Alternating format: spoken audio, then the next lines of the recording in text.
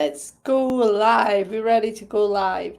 Oh, I forgot. I forgot to take off the Wi-Fi for Instagram because Instagram doesn't like the Wi-Fi. So 2 seconds while I just sort this out. But let me know how's your day going. It's Tuesday, right? It's Tuesday and it feels like, I don't know if you're with me, it feels like it should be Friday already. Everyone's having a bit of a chaotic week. My VIPs are certainly having a chaotic week, which kind of means that it's feeding a little bit into me with the chaos because they're having to shift things around and move things around. And I am a completely compassionate coach and I understand that's how life goes. So yeah, there's a little bit of chaos happening at the moment with people's weeks. Just yeah, a mixture of like busyness with work, and also just life, right? Because now, especially if you've got a garden and something outdoors, you're now managing a mixture of home stuff and outdoor housework, as I call it. So I think people are juggling that plus the pressures at work, which never seem to slow down. And if you're trying to take some time off, those things seem to amplify, right? Trying to get things done before you go away, or you might just be coming back and it's all a bit painful for people. So yeah, it feels like a bit of a chaotic week. But I did get some outdoor housework done this evening. I was at the tip, woohoo, taking loads of old wood. I think sheds and windy houses should be banned, especially if you're going to leave them to the next people who buy your house and they're all rotten and falling apart, and then they have to break them up and take them in the car several times for the tip. So yeah, I'd say yeah, ban the sheds, ban the windy houses, make everyone's life easier. All right, but tonight I want to talk to you about how to lose weight for your summer holiday, because as say we are what, end of May, and we still have time. You still have time to lose weight for your summer holiday, and you have time to do that at what is a safe level, 1 to 2 pounds a week. Obviously it depends on you, your body, what's going on, your stress levels, your sleep, whole holistic life piece, but you do still have time to lose weight before your holiday without the fad diets. So without the cuts, you do not need a cut unless you're going for a bikini competition or a kind of powerlifting competition. You're trying to make weight for a fight or a bikini competition. You should not be cutting. Like, no, there are things where you call it refeeding, but the refeeding is like you just eat what you want that week, opposed to cutting calories and doing a big cut where you cut crazy amounts to like basically starve your body for a week to lose some more weight, and then obviously you go back to refueling. But you shouldn't be doing that stuff. The average person on the block, including myself, doesn't need to do things like cutting. And these fad diets, water diets, drive me crazy. So no fad diets are needed. You can still lose weight for your holiday without punishing your body, without starving yourself. You can do that in time for your holiday. And it's going to be through all the basics, and I'm going to share that with you. Now, the first one I want to touch on was stress management. Now, the reason I want to touch on that, because I just mentioned about holistic health.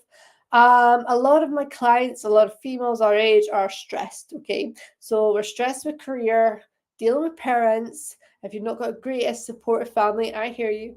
So you've got stress from family, stress from managing maybe kids, aging parents, career, running the house, the outdoors, and trying to do everything that we're doing. They talk about equality for women, but what we mean by equality was that it meant we do everything, right? But that's what's happened. And as a result, you guys are all like stressed in the max. You're so stressed. I can feel the stress coming in terms of trying to fit everything in. And then you got this holiday coming. You got to think about packing and doing the shopping for the holiday and all that. And you're like, how the hell am I supposed to look after myself, Julie? How am I supposed to lose weight when I've got all this stuff going on? And as a result of the stress, you then seek comfort. And the comfort impacts your eating. So that could be the choices you make around dinner, going for comfort food, the snacks you choose, the cakes, the crisps, the sweets, soothing yourself with alcohol because you're just trying to unwind from all your stress. And these things are going to impact your ability to lose weight before you go on holiday. Now, I'm not saying about strip out all the joy in life. If you're like, but Julie, that's my thing, I need it. I'm not saying strip out all the joy, but I'm talking about the 80% rule, 80-20 rule. So 20% is stuff that's not the best for us. We might badge it as treats, although I hate that word. We just know it's not higher quality food. So if you think 80% quality food, 20% not such great quality food. And if we go by that rule, then you can still have things you enjoy. But we've got to get on top of the stress management. And I appreciate there are things that aren't going to go away. Like say it might be family related, looking after elderly relatives, managing kids, but it's focusing on what we can control. And when I say stress management, it's things that are going to enable you to help you sleep and get a better night's sleep.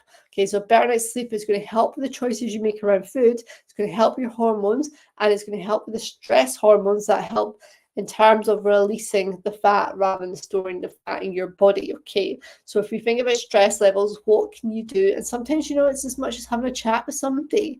If you don't have anyone in your family to turn to, many people don't, we don't speak about it an awful lot, and then speak to friends. And if you're struggling to speak to a friend, or you've got something to offload and you don't really want to share with people because it's highly personal, then go speak to a therapist. Therapist is probably just a little more money than a personal trainer, but go speak to a therapist and get those things off your chest, and you will feel so much better, and it'll help with your food choices. So stress management, we don't speak about it enough, but we are human and we're meant to connect with people, and connection is thought to be the next kind of biggest thing that is seen as being detrimental to our health, is a lack of human connection, a lack of sharing, and this high pressure, stressy life that we're living in. So look at reducing your stress, cross beside the things you can't control, tick beside the things you can, and then what actions you can do to minimize your stress in those areas. Okay, even just a 10-minute meditation can make a world of difference. And as I say, that's going to help with your weight loss ahead of holiday, because that's going to stop the cortisol, the stress hormone, holding onto the fat in your body. And it's also going to result in you having a better night's sleep. So then there, you're going to make better food choices the next day. You're going to want to move your body because you've got energy, opposed to being tired and fatigued. Like, I can't be bothered moving, I just want to sleep. Okay, that was number one. Number two is eat whole meals. What do I mean by this? I mean, quick the small plates, like the munching and snacking on small plates. Like, really, like, you got to have full meals to fuel your body, and it's going to stop you snacking. And if you do need a snack, you're going to make a healthier choice. Okay, because if you have small meals, you're kind of grazing all day, and unless you're super controlled, the chances are you're grazing on pretty much rubbish all day. So if you start off having a small bowl of cereal, and I say small in terms of you're measuring your cereal, so it might be 25, 30 grams, measure it tomorrow morning, and I bet you're like, holy hell, this is never going to fuel me. But if you end up having cereal in the morning, then a bit of fruit with yogurt, a little bit of protein in yogurt, but mainly carbs, then by the time you get to lunch, you're going to be craving more of the sweet stuff. So really think about having whole meals, full meals. So if you think protein for breakfast, then when we come to lunch, there's a habit of having a soup and a sandwich. But don't get me wrong, if you get a fancy deli sandwich, they can be stacked with veg, they can be stacked with meats. But if you're buying a supermarket sandwich, chances are they're not going to be that stacked with stuff. And then what comes with a supermarket meal deal? Crisps, maybe a chocolate bar, maybe a sugary drink. So meal deals are like the worst quality food. Skip the meal deal section, go to your normal section in the supermarket, buy a bag of salad, buy some cold meat from the actual cold milk bit, make your own salad, and buy whole fruit rather than a chopped up mango or a chopped up bit of this. Buy a whole apple, whatever it may be, a whole banana, and that's going to serve you much better, fuel you better than your meal deal lunch. Okay, so often people think, oh, but if I have that for lunch, it's too much, I'm not going to be ready for my dinner. No, what's that going to do? That's going to stop you snacking at 3 o'clock. It's going to stop you hitting up the tea, the coffee, the cakes at 3 o'clock. So have a proper lunch. And same goes for dinner. Dinner, I never have too much of an argument with people, because dinner, we tend to have protein-led dinners anyway, protein and veg. We kind of know that for dinner. We kind of got that nailed. It's just a lunch and a breakfast is often lacking. And if you're like, oh, but Julie, what if I get the munchies? I've got a really sweet tooth. Then look at hitting up, one of the kind of eat natural bars, dark chocolate eat natural bars, that kind of range where it's, again, whole nuts, not so highly processed foods. So go for like a eat natural bar if you're really craving a snack. And if you're a savory person, then go for some of the Snacko Jacks of salt and vinegars. All right, that's number 2. You got me on a bit of a rant there. Number 3, just about what I'm going to do. Hydrate, right? Why is it so hard for people to be adults and actually drink water? And I'm not saying, again, it's bloody gulp challenges. I'm saying sip your water. Sip it just throughout the day. Like, often people forget this is what your blood's made up of. This is what most of your body's made up of. We go around watering your garden, watering the plants, giving water to your pets, and yet you won't do it for yourself. Or you probably even tell your kids to drink water. And I'm like, how do you? Oh, I'm not that great in hydration. Get yourself a big bottle and just write the time. If you get one of these 2-liter bottles, and you can write midday, and then from the top, right from whatever time you're starting it, 8 to midday, and then midday to 5 o'clock, and just see how much you are or aren't having. And always just have glasses of water around, like sipping water. Water is like, it's free. Okay, I get some places it's not great quality, but ultimately Scotland is free and it's good. You get it straight from the tap. If you like to buy bottled water, even better because you've got the bottle there ready to draw on. So this is just crucial for life. It's so crucial for so many health conditions. You hear of people who are older who go in hospital and they're dehydrated, they need to get drips in, or it makes it harder for you to give blood if you're dehydrated. So this is just crucial to get everything in your body moving around for your digestion too. So if you wanted to lose weight for your holiday, then let's get the stools moving, right? Undigested food. So that comes down to hydration too. For your body to digest food, it needs to move through your body, and hydration helps with that. There's such an issue now with like babies and toddlers being constipated, and they're told to give them more like kind of like yogurts and things to help loosen their stools.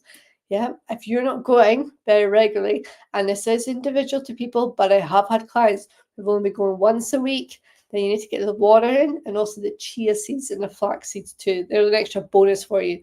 Chia seeds and flax seeds to help get that undigested food in your body moving, and then you'll feel more comfortable too. But ultimately, this stuff, right, this is going to help you in so many ways. Your brain function, your clarity of thought, your stress levels, giving you energy. I mean, there's so many things I could put on this glass of the benefits of water. The thing is, what's the point of telling you? Because you know about it. So just be an adult and drink your water. All right, next one up was stop binging at the weekend. Number 4. Now, if you're binging at the weekend, chances are it's because you're restricting yourself too much during the week. So if you're on a super restrictive diet of crazy ass 800 to 1,000 calories, then you're going to end up binging at the week because your body's naturally craving food, naturally craving things. So if you're eating full meals during the week, you shouldn't have to binge at the weekend. Now, if you find at the weekend you're like, oh, but I really fancy that big breakfast at lunch, I can't stop myself snacking, then look at what's happened during the week. There's a story there, right? What happened in the last 72 hours so that you're craving those foods? Are you stressed? Are you tired? Is it because you didn't have enough protein in your meals? What were you having for breakfast, for lunch? What is making you crave those things? Now, there's also the relationship that we can with treats. We've worked hard all week. Yes, you have worked hard all week, but that doesn't mean that you have to binge at the weekend and throw out all your health and fitness goals. Now, as I said, I'm not saying don't have a good weekend, don't enjoy yourself. I'm just saying think about it. If you're having pastries in the morning, and then if you're having a burger for lunch, lasagna and chips for dinner, followed by, I don't know, bottle of wine with snacks, you're throwing all your good work during the week. So while we talk about the 80-20, 80% high quality food, 20% lower quality food, if you are then at the weekend going all in on that 20%, so it more becomes 80%, all that work you've done through the week is gone out the window. And that's where you get frustrated and annoyed and you give up. It's also why then on a Monday morning, you get up, you feel crappy, you feel sluggish, oh, Monday blues. No, it's because you've got a food and drink hangover from the weekend and you feel rubbish. And it takes 72 hours for that to get out of your system, which is why by Wednesday, woohoo, I'm feeling a bit better, right? So look at whole of week, not just good during the week, cheat meals at the weekend. Do away with that word cheat meals, just get rid of it. It's about consistency of eating well, eating high quality foods, foods that serve you, give you energy, fuel your body, get your digestive moving through the whole week. And that doesn't mean you go without at the weekend. It's just saying, actually, what are the foods that are going to give me energy? What are the foods that take away my energy? And where am I, where I want to be with my goal? How well am I eating? How serious am I about wanting to lose some weight for my summer holidays? Then at the weekend, have 1 or 2 drinks. And don't kick the ass out of it. Just have 1 or 2 drinks. Do what works for you, but think about where you are with your goals and if you really want to lose the weight over summer. All right, the next one, number 5, was about moving your body. So I mention this all the time about strength training, right? So if you want to burn calories, muscles are calorie hungry versus fat. Muscles also take up less room in the body, okay? So muscles is how we shape and tone the body. So with doing some training, moving your body, doing strength training, you're going to get 2 full benefits. In fact, I'm going to give 3 benefits of doing it. 1, you're going to shape and tone your body, and you can target that. So you can't spot reduce, target where you reduce fat, but you can target where you work your muscles. So if it's a shoulder workout, remember, check out, I've got my free shoulder workout on my Health Well Women group. Then you can target the shoulders, body weight or with weights. Now, the other benefit of building the muscle is the calorie hungry. So they're going to take up more calories, which is going to help with long-term weight management. And the third benefit is you can carry your own blooming suitcase. You can be an independent, strong woman, carry your suitcase, lift weights, right? So there's a number of benefits to weight training, but when it comes to weight loss, then weight training is definitely a benefit for you. It's something you want to get into. And you don't need to start off with heavy weights. You can start light and then progress on the way up. All right, let's recap then. So number 1 was about stress management, because we don't talk about it enough, and it impacts your weight and how we hold on to fat. Number 2 is eat whole meals. Stop this small meal nonsense. Eat whole meals, protein-led, fruit and veg, and if you need a snack, then hit up your Eat Natural bar. Number 3, be adult, drink your water. It's so important for so many body processes, and I give that bonus about chia seeds, flax seeds to help with bowel movements, get rid of that undigested food, which keeps you feeling bloated. Number 4 was stop binging at the weekend. So make sure that you're having consistency and you're eating high quality foods that give you energy, that make you feel good from Monday through to Sunday. And number 5 was the strength training, moving your body, build muscle, which is going to shape and tone your body, help you lose weight with the calorie burn too. And all those 5 essentials are not just for summer.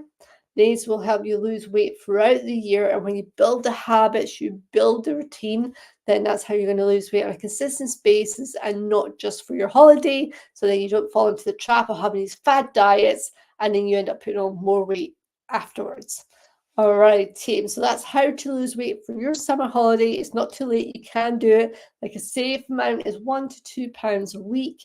That's 5 things I've given you to do that. And like I say, that's not just for your summer holiday. Those 5 tips are for all year long. But I know summer's on the minds of many.